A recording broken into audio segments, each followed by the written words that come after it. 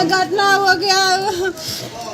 नहीं बोल रहा था कि नहीं जाएगा, नहीं रहा, पता नहीं क्या क्या दुख दे करके 5 साल से रखा था बंदी बना के, बात भी नहीं करने देता था। अब पता नहीं घर का मैटर हम समझेंगे तब ना। मेजमान को भी बंदी बस बना दिया, उसको भी बस नहीं चलने देता था। हम मम्मी है उसकी, हिंदू देवी और हुआ कसमा मरा 2 नंबर वार्ड हुआ। और जब से हमारा लड़की का शादी हुआ तब से 7 साल का लमसम हो गया, कभी नहीं घर में जाने दिया।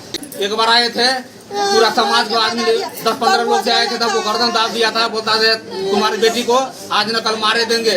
वो राम जी उसका जो है लड़का को जो पिता है बोला था आज न कल तुम्हारा बेटी को मार देंगे। 2 साल में राम दियाल नाम है। दामाद का जो पिताजी है उसका नाम हुआ राम दियाल सिंह, 13 नंबर वार्ड का है। कोदार से काट दिया है, पूरा परिवार मिल गए। कुदाल से रिश्ते का हुआ कत्ल, पारिवारिक विवाद ने लिया हिंसक रूप, बहू की निर्मम हत्या। खजौली थाना क्षेत्र से दिल दहलाने वाली वारदात सामने आई है। सुक्खी पंचायत स्थित सुक्खी टोल वार्ड नंबर 13 में एक विवाहिता की कुदाल से गर्दन काटकर हत्या कर दी गई है।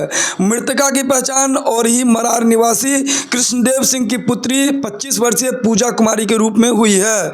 जानकारी के अनुसार पूजा की शादी 5 वर्ष पूर्व रामदयाल सिंह के पुत्र राजू कुमार से हुई थी।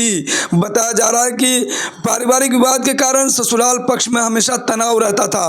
आरोप है कि घटना के समय पूजा घर में अकेली थी। ससुर ने पहले डंडे से उसकी पिटाई की और बेहोश होने पर कुदाल से गर्दन काटकर हत्या कर दी। सूचना मिलते ही पुलिस मौके पर पहुंची है और सबको पोस्टमार्टम के लिए मधुबनी भेज दिया गया। पुलिस ने मृतका के ससुर, सास और पति को गिरफ्तार कर लिया है।